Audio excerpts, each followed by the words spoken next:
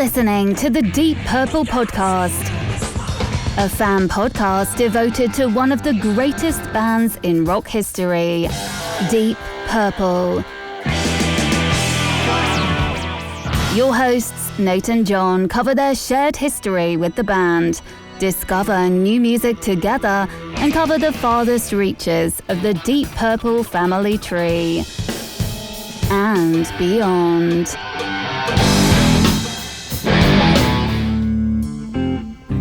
Here's Nate and John now. Welcome to the Deep Purple Podcast, a fan podcast devoted to one of the greatest bands in rock history, Deep Purple. Today's episode is episode 382. Come taste. You'll see. And coming to you from the suburbs of Chicago, where the traffic is awful and it gave me a headache, I'm your host, Nathan Beaudry. And coming to you from the suburbs of Providence, I'm your co-host, John Lord Biscuit Hammer Matola. I'm going to guess you went back to AI. Yeah, but that was pretty good. Lord Biscuit here. What was the prompt that created that? Let me see.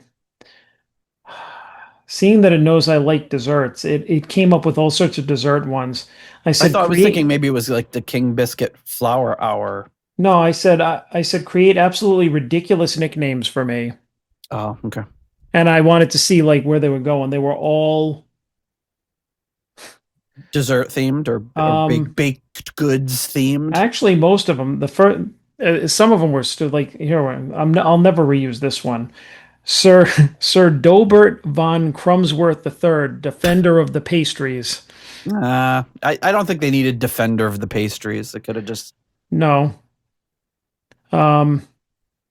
Yeah. Captain. Well, here's actually maybe I should save that one.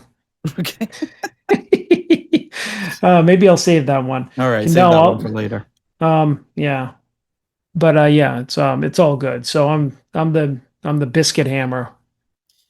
So I left work a little early today and got stuck in like an hour's worth of traffic, which never happened. So there must have been some sort of horrendous, horrible accident or something on my way home. There's usually never any traffic. So and I've got like a kind of an annoying headache. So I just pounded some Tylenol. I'm drinking water. So I'm hoping that midway through this episode, I'll be feeling better. And I don't know, like I was trying to think, what would be the worst Deep Purple song to listen to with a headache?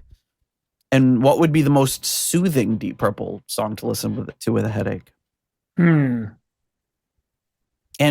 will our random generator oblige?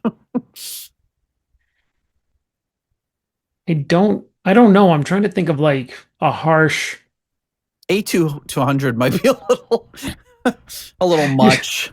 Yeah, you're just in there with your eyes closed and you just hear that stabbing. And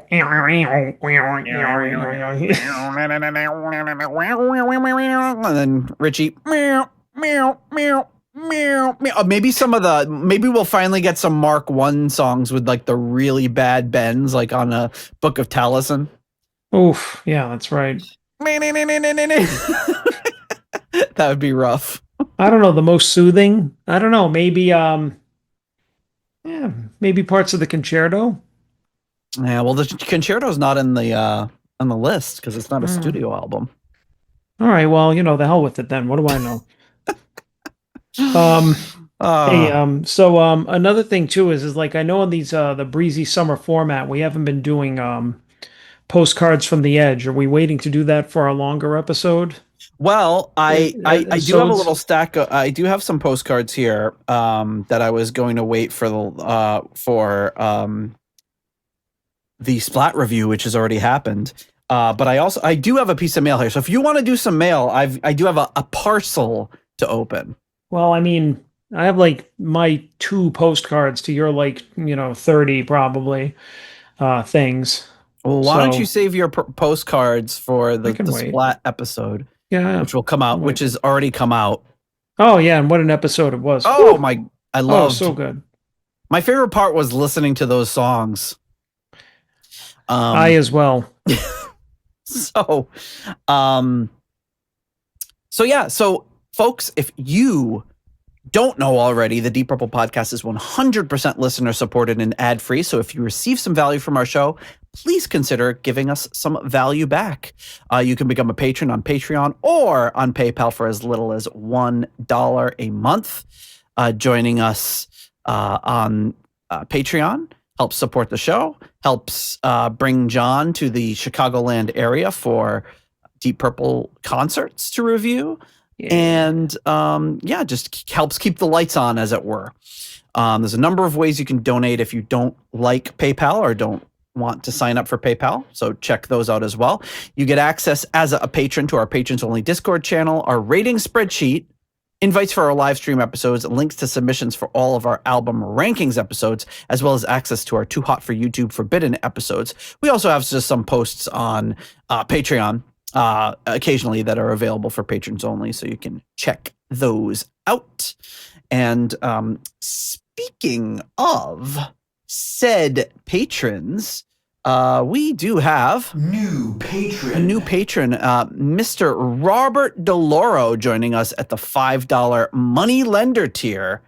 Thank you so much for joining us. And I did send Robert a message. Patreon lately has not been sending me the messages, so I have to go to Patreon and check periodically.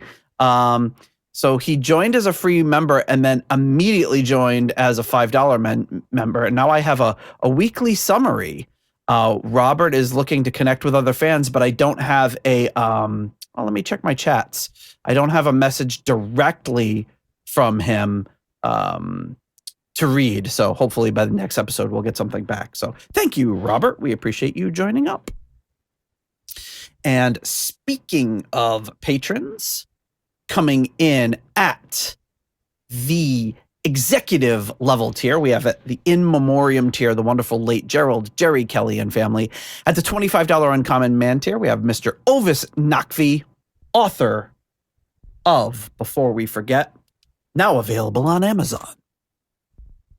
The 20 is plenty tier, we have Alan.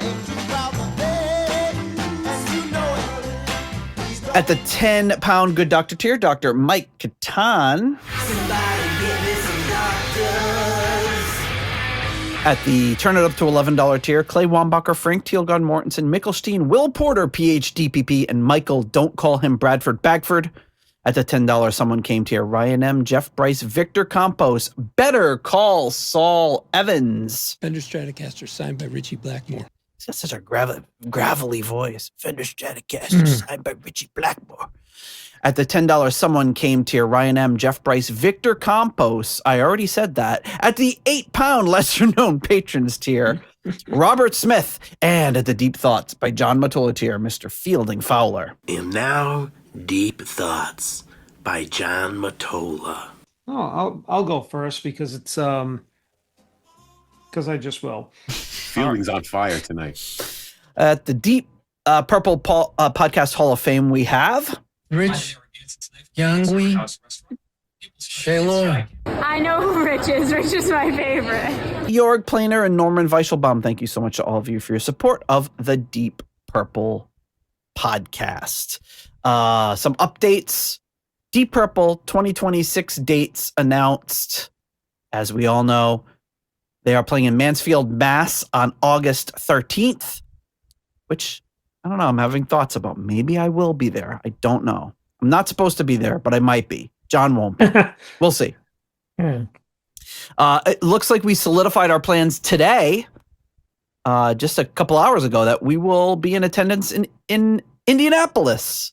And that looked like it also wasn't going to happen, but John, Rich, and I will all be in Indianapolis. So if anyone in that area going to see Deep Purple, let us know. Yep. Hold on to your coffees, everybody. Nate's coming. Coffees? Yep. Teas. Oh yeah.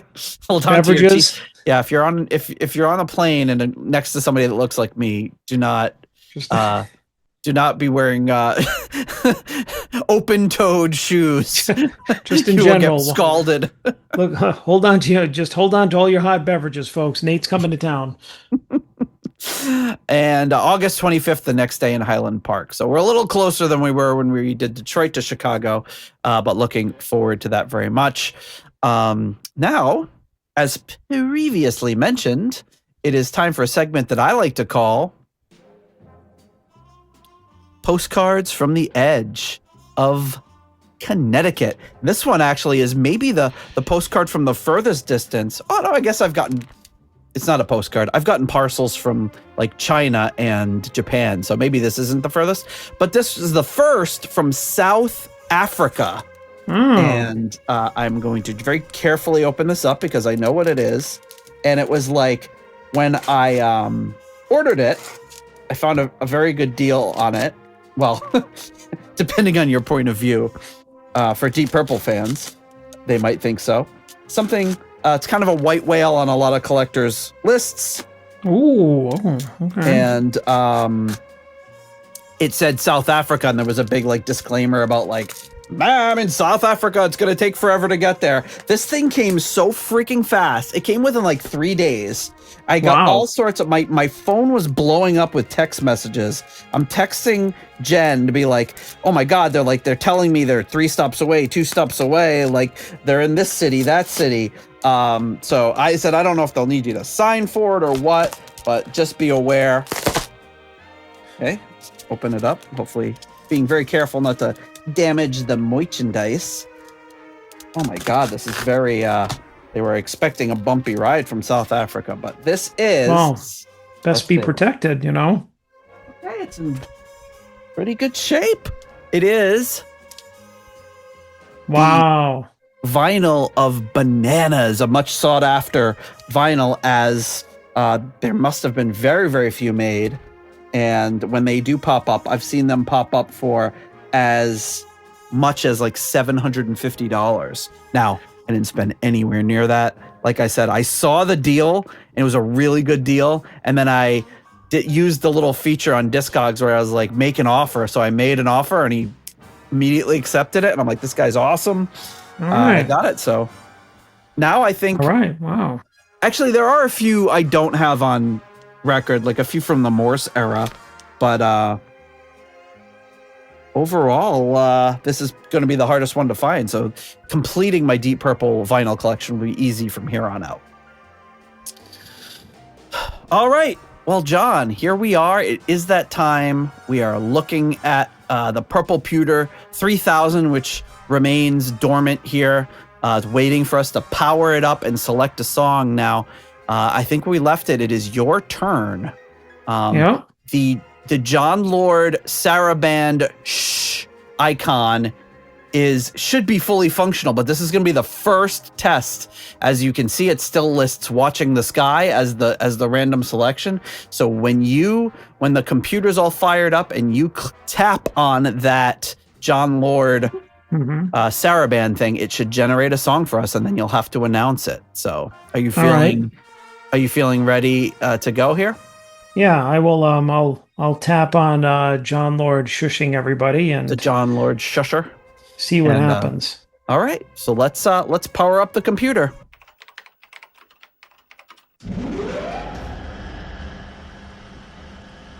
Hello, Commander. Computer reporting. And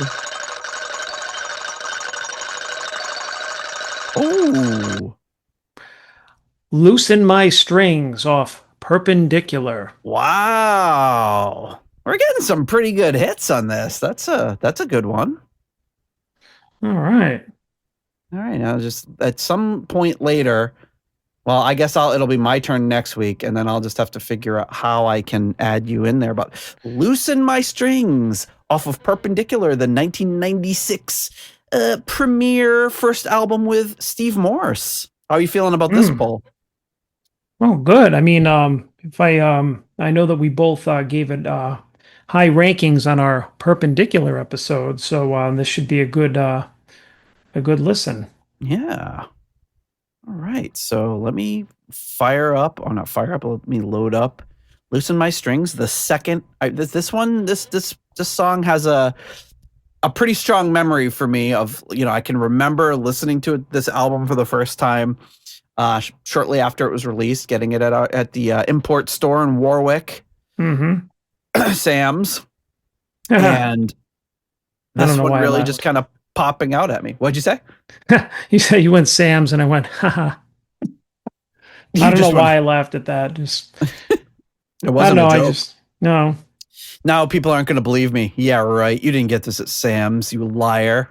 No, well, I mean, the guys there were a joke, but you know, The guy with the didn't I remember him having like looking like Bob Ross. Is that correct? yes, and also And like he stood on a huge platform like he was Yeah. like the king. Yeah, you walked in there and he was like elevated, like like several feet above, like the fucking like a pharmacist or something. You remember in the old days, when the pharmacist used to be all the way up here. It's like that Jerry Seinfeld bit is like, why are the pharmacists way up there? It's like, I'm working with pills here. I can't be down there with you people. That's one of my favorite things that I inadvertently say all the time that people find funny is I'll just be like, you people, and Yeah. like people just laugh and be like, what? And they'll be like, you people. And I'm like, well, which is funny because my grandmother used to say that about, like, she used to call my family that. She said, yeah, you people. You people. Yeah, we're your fucking family over here. You people my ass. You people that I created.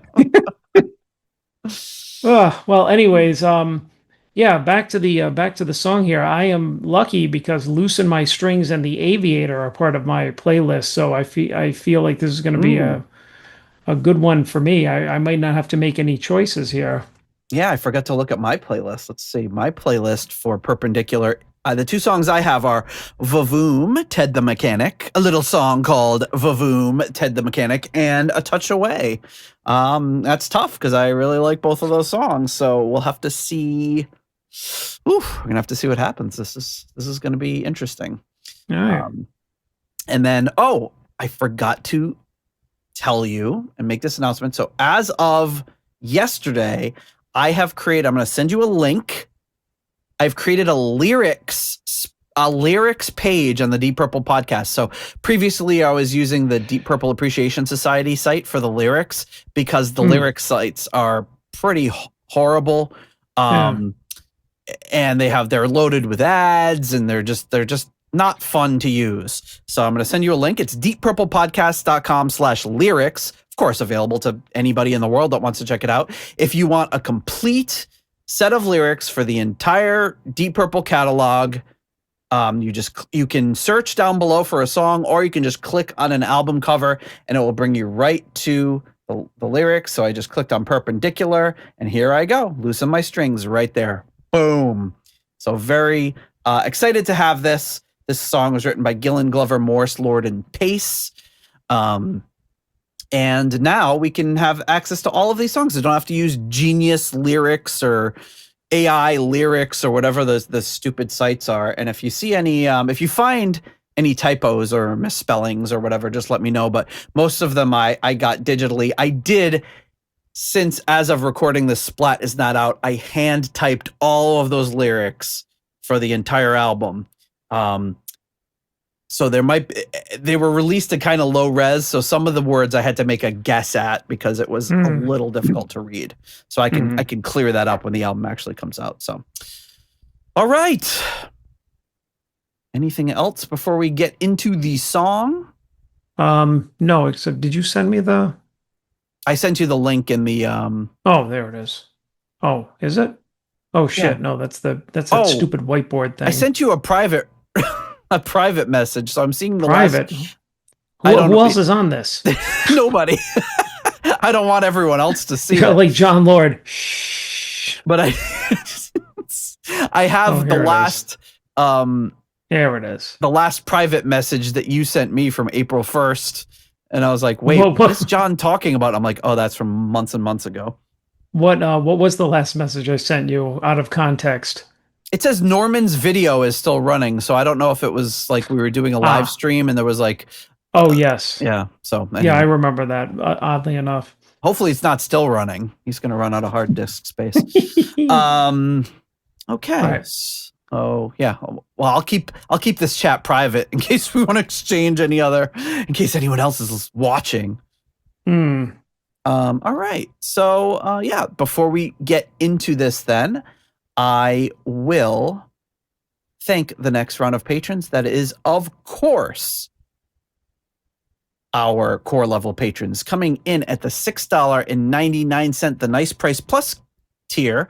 We have Spike the Rock, Cat's Ghost, and Sugar Tea. At the episode $6.66 tier, we have Steve Coldwell. I know who Rich is. Rich is my favorite. Sorry. Well, it kind of goes in, kind of relates. I'll just leave it. Arthur Smith. Getting support from the patron Arthur Smith. We have Charles Meadows. At the $6.65 almost evil tier, Kenny Wymore, Richie Sucksmith, and Sarah Jane.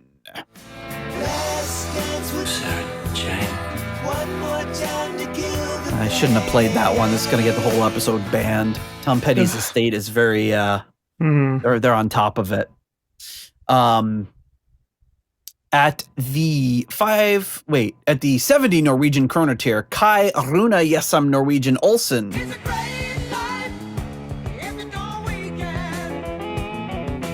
At the €5.50 tier, Merline Rota. At the 60 kroner Scandinavian Nights tier, intermittent DJ Knut Morten Johansson.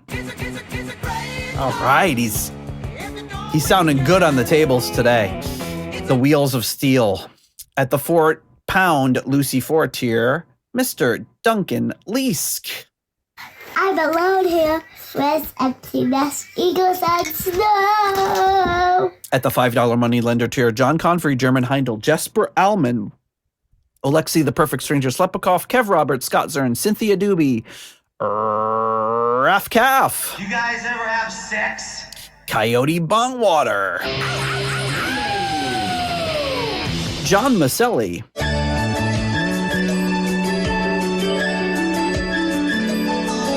Hey, how's your rugs? Wet. Yeah, how's your baby? Wet. Hey, how's your wife? Hey, don't ask. Very dirty for Who's the Boss episode. Wow, that is yeah, that's definitely, I don't think I've ever just unexpectedly laughed out loud at one of those. That one was like before its time, ahead of its time. It's one of those ones that probably I know they would do that a lot where they would say, we'll see if they can get this past the censors. They'll do something kind of a little more subtle that maybe they won't pick up on. And that sounds like they got that one by them. Oh, they did. They did. You remember the one I think I talked about on the show before where Tony was in a a barbershop quartet, and they were going do wop wop wop wop. So they said wop a bunch of times, and then they just cut to him, and he just kind of looked at the camera like, did they say that? It was like, holy shit. Okay, so rounding out our patrons, Jellybean, Evan Robeson, Purple Swede. Sweet. Ralphie Lee. And I'm not a rich man, and I'm not your friend, Rich, either. Joe Dopefish Sigler. And don't forget, new patron, Robert DeLoro. Thank you so much to all of you for your support of the Deep Purple podcast. All right. Well, that's it. John, are we ready to loosen our strings? Meow, meow, meow, meow. That's me loosening. Beautifully mimed by John. Loosening my strings. This is where if you're not one of the one of our 23 YouTube watchers, you're really missing out on a performance there. All right, here we go. Yes. Loosen my strings.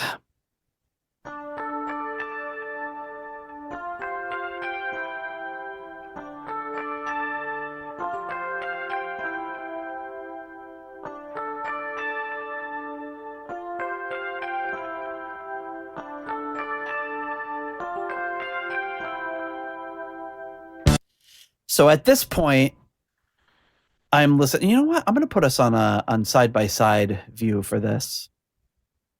So it calls it a gallery, but it's just the two of us. When I was listening to this, I was like, oh, this is a stylistic departure from Ted the Mechanic, which I thought was just insanely heavy. And I was like, wow, this Steve Morse guy, he's such a heavy metal guy, not knowing like really much about his background.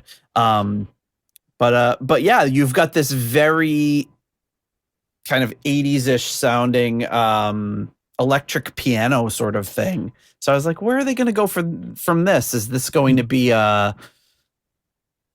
like a quieter sort of power ballad sort of thing? It was kind of hearkening me back to Slaves and Masters when I first heard it. I don't know why, but I was thinking, oh, like, are we done with that heavy stuff? But I think I was wrong. Yeah, it's deceptive too, because it's one of those where you hear and you're just like, is that a keyboard or is that Steve Morse doing like harmonics?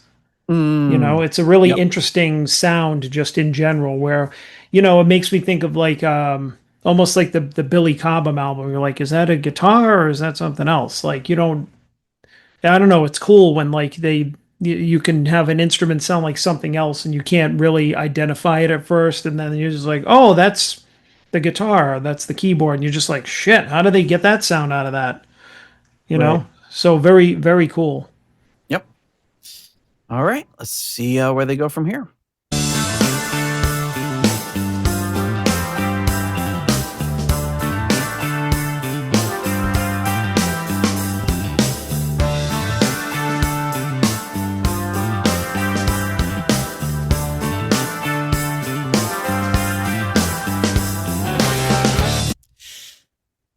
Now, when I heard that part, I was like, oh, Roger's feeling himself on this one. This is like some pretty, this is a very busy and more technical a bass line than I generally expect from Roger. Yeah. Even though, like, as we've talked a million times, love his bass playing and love the things he's doing in the background. But this is like really him playing the bass line of the song, but in the foreground. And I remember at this point thinking, wait, is this like, I remember when we talked about Perpendicular on the show, you said like you kind of had an instant negative reaction when you saw the title, Somebody Stole My Guitar. Yeah. Like you were thinking, oh, this is going to be like Steve Morse showing off, and it's just kind of like a chance for him to noodle or whatever. Yeah, you know, it's just like, I don't know, certain things will just, you know, you have a preconceived notion and set you off. Like if somebody has, you know, guitar or something, or even this Loosen My Strings, it's just self-referential sounding to like the guitar itself. And it's just like, what are we doing? But it's like, you have to kind of listen and you judge from that, not just from like a surface impression. But back then it's like, you know, the impression that I got was like, okay, do I want to spend my $14 on this CD or not? Yeah. You know, based on, I don't know, based on a title. Well, that's all you had to go on. Yeah. Like literally had nothing to go on when this came out. It was the new Deep Purple album. It was a Purple cover. It was a play on words, and you saw the scratchy sort of writing on the back of the album, but you just had no idea what to expect. And the fact that it was a new guitar player, they weren't playing any of these songs on the radio, at least not in the US. So you're just like, well, I got this, and then I got Blackmore's Night with the same thing. Well, I know Richie's doing some freaky medieval stuff. I guess we'll see how it goes. You just never really knew, but I remember thinking Loosen My Strings, I kind of had a similar reaction to you. Not necessarily like, oh, this is going to be stupid, but it's like, oh, I get it. Roger's playing the bass. It reminded me of, I don't know who taught me this, but when you're stringing a bass or a guitar, putting the strings in, and then you would like pull up on the strings to loosen them. Yeah. Get rid of some of the tension.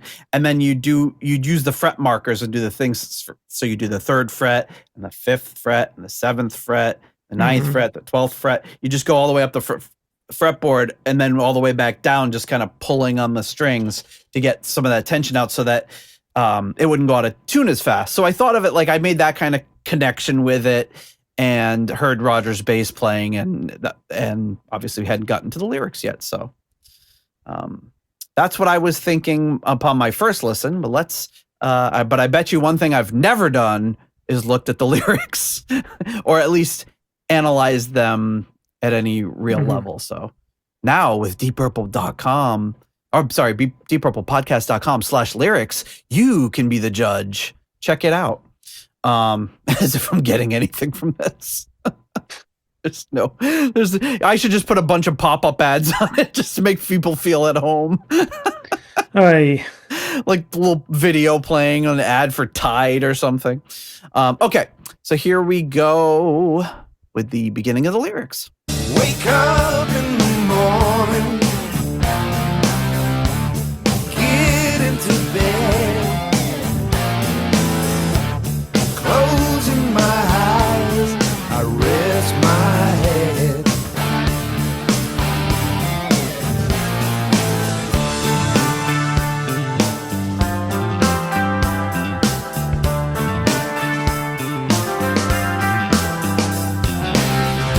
There is no arrangement, no time and no place. It's gone in the wind, left no trace.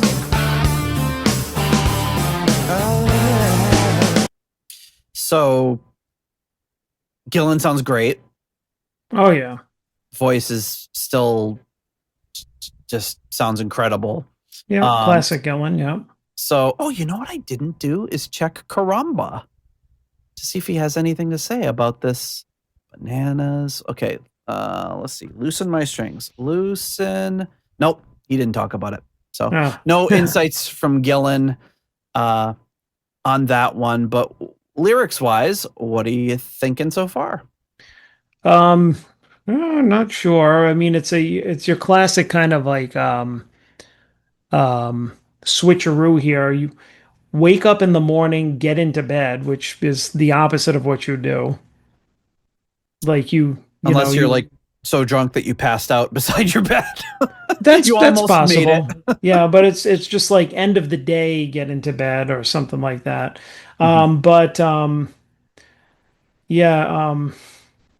There is no arrangement. Maybe that's I don't know. Maybe it's just kind of sounds like another theme of just kind of confusion, maybe like anxiety, stress, something like that. I don't know. That's what I'm maybe getting from it. Kind of like, like an emotional state type of thing. Like he's establishing like the state of the subject of the song. Mm-hmm. What do you think? So he's clearly disoriented in some way, whether it's from alcohol or it could be just some like Gillan loves to play around with words like that. So it could just be him being like saying the opposite of, he does that a lot, just saying the opposite of what you'd expect. Like the Beatles said, woke up, got out of bed. He's saying, wake up, get into bed, closing his eyes, resting his head. So it could be that even though he was asleep or out of it, it was not in a restful way. And he's now having to get some sleep. I got to say, the older I get, the more I'm probably about around the age he was when this album came out. I can relate to waking up in the morning and being like, I could go back to bed right now. Oh, yeah. It sounds great, actually, most days. And then it makes me wonder with that second little stanza there or whatever is, there's no arrangement, no time, no place. Like either he's got nothing to do or it says gone in the wind and left no trace. So I don't know what it is. It's a classic lyrical convention where they start using unreferenced pronouns. It's like, what is it? What's gone? What's left no trace? We don't know. And we can only think that we may find out. But sometimes lyrics are a little vague, and that's okay. So see what happens in this next part. Say maybe or whatever it's up to you.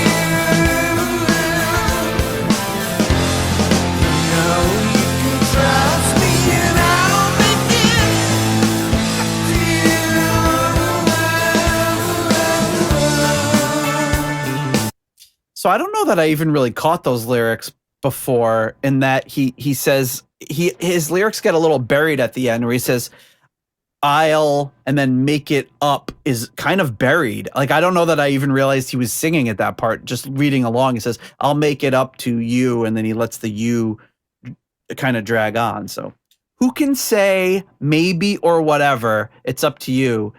You know you can trust me. I'll make it up to you. So it's a song. So the default is think is about love or a relationship. Right. So who can say maybe or whatever? Maybe is he lamenting the indecision of his partner in this?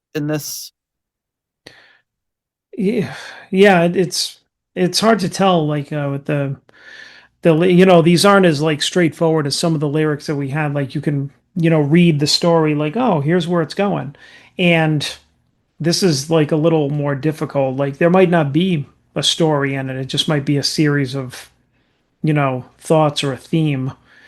But yeah, I mean, this is pretty classic. Like, who can say, maybe or whatever. It's up to you. You can trust me. I'll make it up to you. It sounds like a relationship thing. It sounds like something that's gotten stale.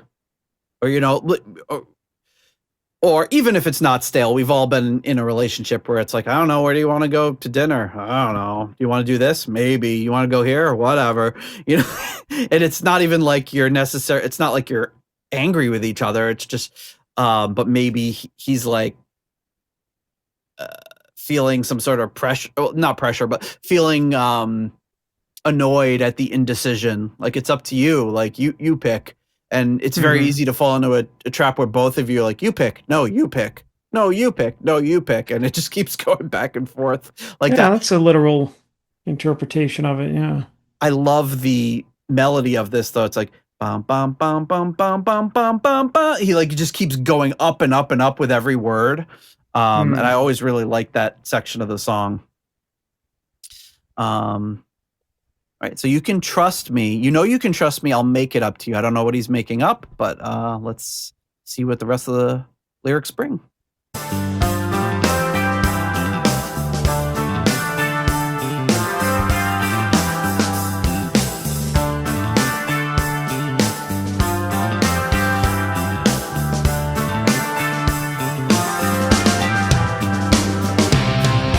You move with the action. My strings, your fingers can smooth out my jangles and all those things. So first of all, I love very, very typical Ian Pace drum fill coming back into like coming right back into the verse. But now all I can think about is what I was originally thinking is it does sound like it's guitar analogies. You move with the actions on a guitar. Yeah, of course, yeah. And I did, just out of curiosity, Google, because you can never tell with those zany Brits, but is loosen my strings, is that a expression? When I Google it, all that comes up is this song. So if you're in the UK, get back to us if I'm wrong on that one. But all I see is the Deep Purple song, Loosen My Strings. And then I find a Reddit discussion. Do you loosen your guitar strings after playing? Do you loosen your strings when flying with your guitar? Loosening strings on an acoustic. A link to a Loosen My Strings article from the Highway Star. It reminds me, do you loosen your strings after playing? I used to be very anal about wiping my strings down after I played. And you were always really annoyed by it because I'd say, wipe the strings down. And I have a picture of you somewhere. But I remember you were like loosening the string. Or not, I'm sorry. You were wiping the strings down and you were like rolling your eyes and going like, oh. Do you remember that picture? No, was it posed or was I actually doing it and annoyed? Or was I making fun of you like posing for the picture? I think it was a little of both. Oh, okay. Like, I think you knew I was taking your picture, but I was probably like, hey, don't forget to wipe those strings down. You're like, oh. You're like, I'll have to find it and put it in the show notes. Yeah, and let me know when they're in there so I could see it because I don't remember. I got it remember somewhere. the wiping the strings thing because I remember I got that from you because I wound up getting like, having like a couple of clots around and, doing that havoc. Because I'm like, well, Nate says that it's a thing, Well, I mean, See, it's not so bad now. Well, no, I just, I was like, we were in that phase where, I was trying to be as, musician-y as possible. So I'm just like, well, Nate's a good musician. So, I mean, if he does it, there's got to be something to it, For all So I know, it was in just secret, a- I was wiping my strings down and then to your face, I was like making fun of it. I don't know if I remember where I got that from, like where I got the wiping the strings. It might have been from Dan, although I don't really remember him ever doing it. But he'd be the most likely person with both that, like loosening up the strings and with wiping down the strings. Yeah. But anyway, yeah. So this is this section is, then he says, your fingers can smooth out my jangles. And that also kind of sounds like something that would be, the jangling of like, strings. yeah, like they're jangling and they're too, now if I loosen them or if I stretch them out, they're gonna sound better. And like that jangly sound, like when you play with brand new strings, they've got that very like aggressive sort of sharpness to them. And I don't mean sharp as like a musical note, but like an aggressive sound to them. And when you wear them in a little bit, then they sound a little warmer. They're not as bright and sharp and harsh. Mm-hmm. So maybe he's talking about that, like, and maybe it's this metaphor of, your fingers can smooth out my jangles like I'm the guitar, and like if the feeling of your caress will, I can't say that with a straight face, It says your fingers can smooth out my jangles and all those things. I don't know what the other things are, but maybe it's Well, I mean, it sounds like if somebody like, because the previous line sounded something like for a relationship, right? Or like about a relationship or a loved one. So say you had a tough or an emotional day and like that person there, quote unquote, loosens your strings, they ease that comfort and they quote unquote smooth out the jangles. Like they're the ones that provide that comfort and that stability and all of those things, so it could be about the relationship of that loved one, helping them kind of untangle from their day or their problems or something like that. Yeah, I like that. I like that explanation. Yeah. All right, let's go into the next section here.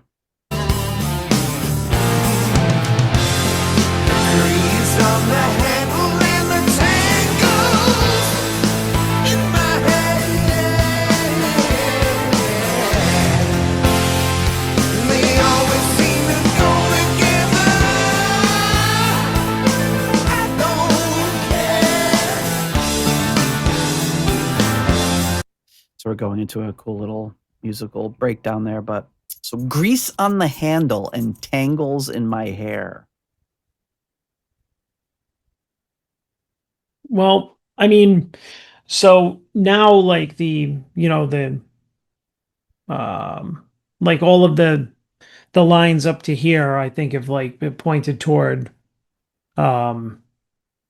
maybe not really being in a relationship with someone, but having that person around who you're with, and the last line was they comfort you, smooth out the jangles, and then the jangles and the tangles. Yeah, we know. But then this one is like says this line is like grease on the handle, tangles in my hair. They seem to go together. I don't care. It's kind of like, yeah, I'm accepting that life is messy and my feelings are messy, and that's just the way.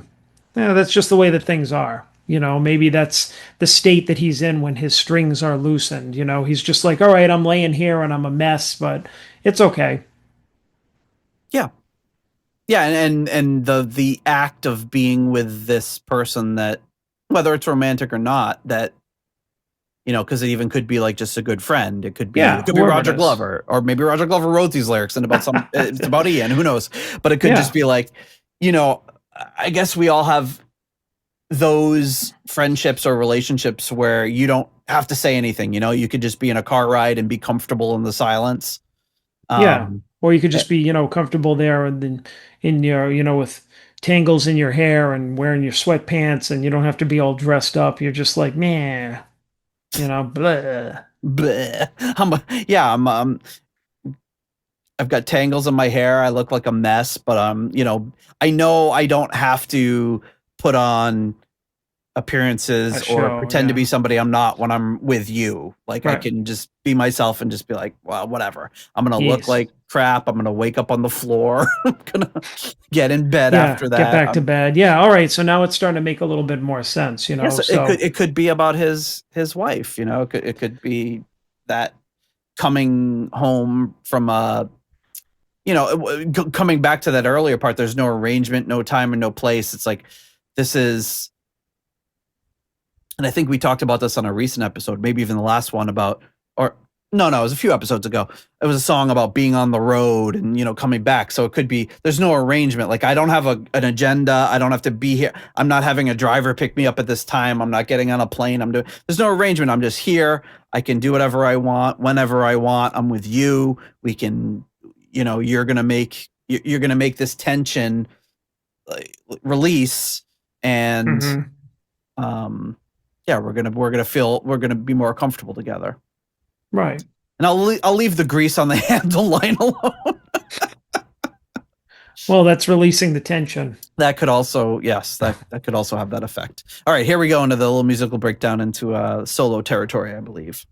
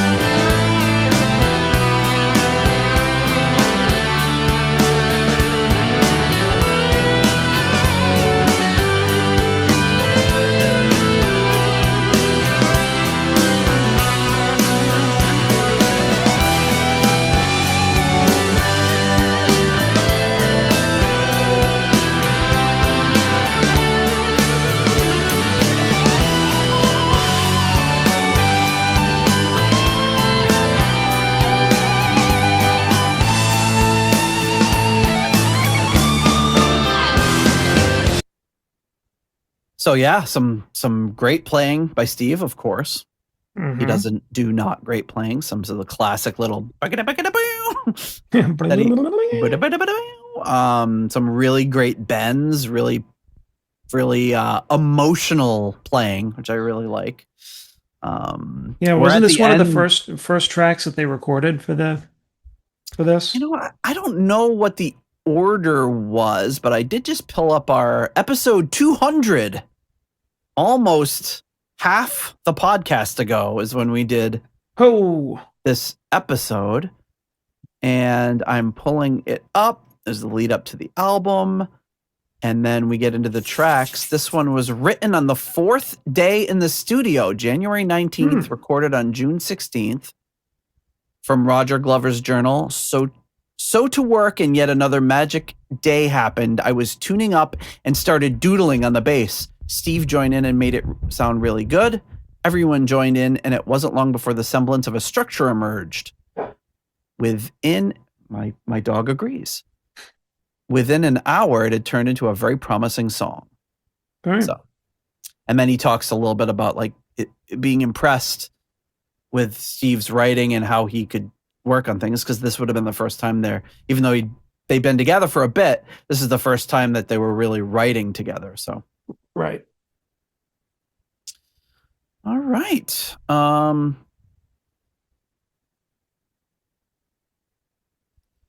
right. So. All right. Bring it home. Yeah, we're done with the lyrics. Let's bring it home. There's quite a bit of song left though, so let's see what John adds in here.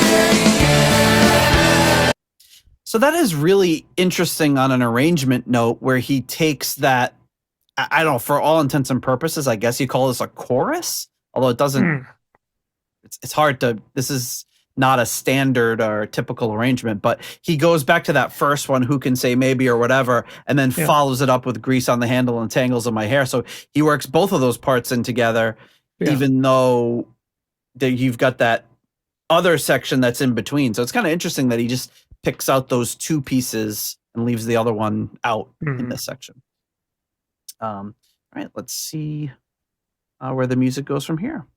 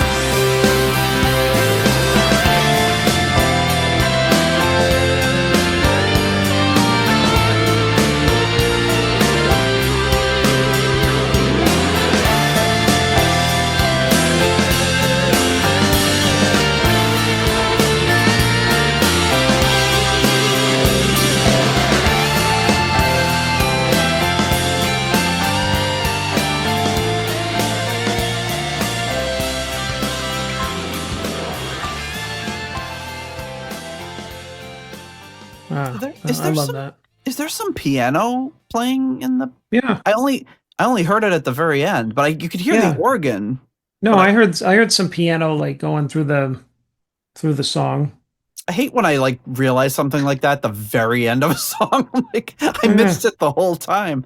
But yeah, really great. I love what John Lord's doing in there. I wish they would have given him a solo section though. Yeah, but I like the simplicity of it because that solo in particular too, Morris is just very melodic. It's a solo that you can follow along, you can hum to it. It's not something super technical. Like if anybody had known Steve Morse from his other work, they might think like, oh, here we go. Like we're not going to be able to follow anything. And I mean, he was like incredibly restrained and, it was just a great kind of melody that he played throughout where you could just kind of follow it or like lean into it a little bit while you're listening to the song. Those are really nice. Yeah, just great. He's just such a great player. I only gain more appreciation for his playing. Not that I ever didn't like it by any means, but I just he moves up on my favorite guitarist lists like every time I hear him. It's great because he's got those little signature things that like you can't miss, which is awesome. All the guitarists from Deep Purple. Well, you know what? I don't know what Simon's is yet. I haven't figured that one out. Simon is so versatile. Like he can do so much stuff. But but Steve is just. Anytime you hear him, it doesn't take long to just figure out that it's him. It's got a great tone and some great little techniques that he throws in there. So. All right. So should we, before we get to our playlist decisions, shall we thank our foundation level patrons? Or should we just Thank say 'em. screw them this week? No, No, we're going to thank them. Okay, don't good. do that. Don't do that, or I won't be able to go to the concert. I'm going to I'm going to say, John, it was John's decision. I wanted to thank you guys. All right, at the £3.50 pence Deep Purple New York tier, we have Lord Longford. At the £3 aromatic feed tier, Simon Ford. At the €3.50 tier, Weston Supermare Pilgrim. The 293 pence tier, none other than Blackmore tights. At the €2.50 Too Many Tears tier, the one and only Soldier of Fortune. Too many tears. At the $3.33 Halfway to Evil tier, Stephen Sharp. And at the $3 Nobody's Perfect tier, Peter Gardeau. Ian DeRosier.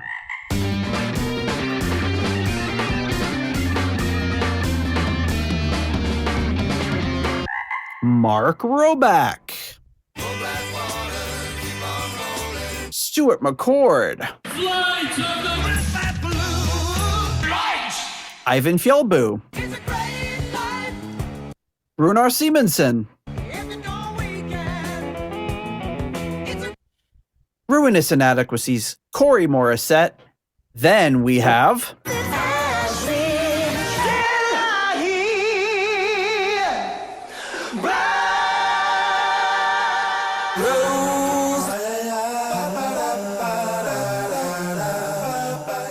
and we have that old-fangled thing, Adam Cork, Tim Wood, Steve Down to Earth Kohler. Make your love. Michael, Matt in Vegas, Jesus Christ Superstar, and Rosedale Tom. At the 19.31 Cold Hard Danish Kroner tier, Karsten Lau. Cold Hard Danish Kroner. And at the $1 made-up name tier, we have the Loosen My Gravestone, Leaky Mausoleum, Steven Somerville, the Concerto 1999 Fanatic, Hank the Tank, Private Eyes, Ashen, Lionel, Zwapper the Electric Alchemist, Anders Engstrom, ICDC, Durple Purple, David Haddam, Graham Bonnet's Disco Pants and Haircuts. I said, Graham, you know, our audience expects you to be a bit more dirty. Disco pants and haircuts, yeah. I'm just going to put my guitar across his head. And Sick Tone. Where is she? Where is she? Just about to close up the library. Thank you so much to all of you for your generous support of the Deep Purple Podcast. All right. Well, folks, you know what time it is. We're just busting out the spreadsheet, and he's fumbling with the tabs. Oops, he sorted it the wrong way. Now he can't tell what is bad. All right. We can't tell what is bad. John, the playlist. Here we go. What are we going to do? We both have some pretty big decisions to make. So what are you thinking? I don't. Oh, yeah. You have no decision. Well, yeah, I'm keeping it. You have no decision. He's keeping it, folks. I already have it. I'm keeping it. So it's, I mean, and I would have kept it.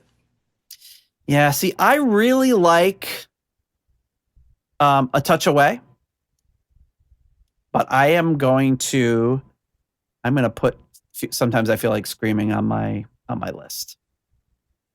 You mean Loosen My Strings? Oh, shoot. Yes. Sorry. Just pick a whole different song. Yeah, exactly. I'm going to start just making some executive decisions right now. I'm going to take off A Touch Away, which really hurts to do that. And I'm going to put on Loosen My Strings. I mean, it's earned its spot. Hey, you know, this is why we get paid the big patron bucks. We have to make tough decisions sometimes. Yeah. Oh, all right. Well, John, we did it. We did it once again. We're unstoppable. Yeah, we breezed through the breezy summer, another breezy summer episode. We took a little breeze through Perpendicular, and John, I can't even, we have not had any repeat albums yet. We have not had any Mark I albums yet. Even though we've done Mark II Mark 3, Mark 4. So we're only missing Mark 5, Mark 8, and Mark 1. Sure. But there's... I'll take your word for it. But, Mark 1's got quite a few songs. Mark 5 is less hard to believe. So we'll see. Will next week be a new album that we haven't touched yet? Will it be a repeat album? You'll see. All right, That's folks. what I think of whenever I see it on my calendar. I'm always like, come taste, you'll see. Because we don't, normally we would in the calendar, we would put the name of the episode, but we just don't know. We don't know. But I'm expecting, like, when I open the whole thing up, I expect to see, like, after the ... you'll see. If I could put the audio, I put a little sound clip in the calendar that you can open. Yeah, well, you should do that from now on. You can just go, come taste, and then you can point to me, and I'll go, you'll see. Maybe we'll do that next week. Yeah, we could do that. All right, folks. Well, thank you so much, and we will see you again next Breeze on, everybody.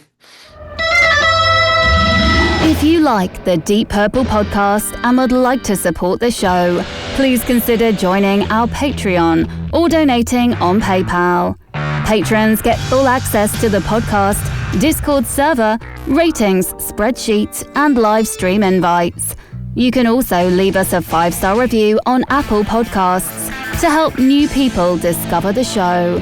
You can follow the show on Blue Sky, Facebook, Instagram, or Threads.